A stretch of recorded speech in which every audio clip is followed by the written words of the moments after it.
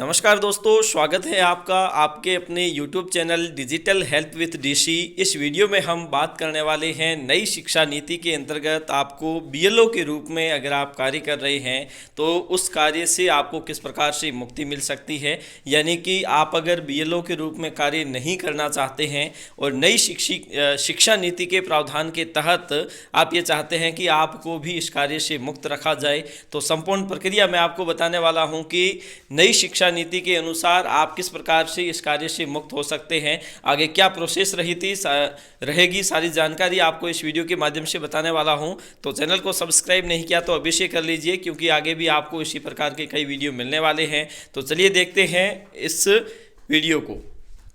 सबसे पहले नई शिक्षा नीति 29 जुलाई 2020 से नई शिक्षा नीति देश भर में लागू करने का अंतिम मसौदा हमारे सामने आ चुका है और उसके बाद में भी देश भर में कई प्रकार की चर्चाएं चली है कि किस प्रकार से इस नीति को लागू किया जाएगा या फिर किस प्रकार से इस शिक्षा नीति को लागू किया जा सकता है।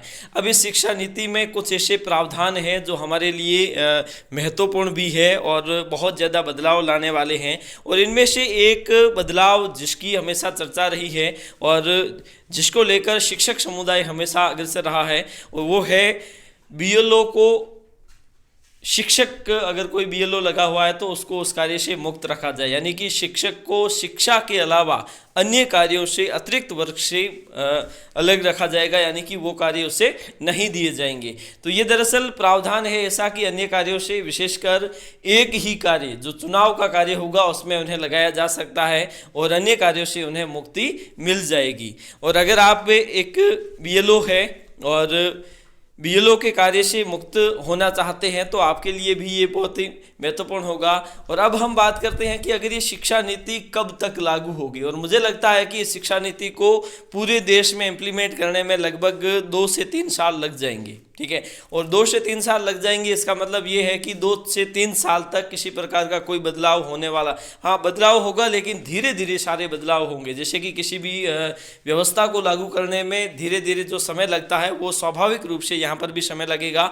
और बीएलओ के रूप में विशेष मांग जो इस वीडियो की थी और कई साथियों के कमेंट्स भी आए थे कि क्या बीएलओ को वास्तव में मुक्त किया जाएगा, तो मुझे लगता है कि पूर्णतया तो नहीं, लेकिन धीरे धीरे इस व्यवस्था को लागू किया जा सकता है। क्योंकि अगर बीएलओ शिक्षक को हटा दिया जा सकता है तो उसके स्थान पर लगाने के लिए हमारे पास कोई विकल्प रहने चाहिए। और अगर हम राजस्थान की बात करें तो पंचायत सहायक हर एक ग्राम पंचायत में और बूथ लेवल स्तर पर मिल सकते हैं। अगर इस प्रकार का प्रावधान रखा जाए तो उन्हें ये वर्क दिया जा सकता है। लेकिन अभी के अनुसार अगर देखा जाए तो नई शिक्षा नीति जब तक लागू नहीं हो जाती तब तक उसमें मुक्ति नहीं मिल सकती। हाँ, अगर आप कार्य से मुक्त होना चाहते हैं प्रक्रिया से, तो आप अपने संबंधित एसडीओ कार्यालय में जाएं, वहां पर अपनी समस्या के बारे में बताएं और एक एप्लीकेशन दे दीजिए और वहां से आप मुक्त हो सकते हैं। और पूर्णतया इन्हें मुक्त करना मुझे नहीं लगता कि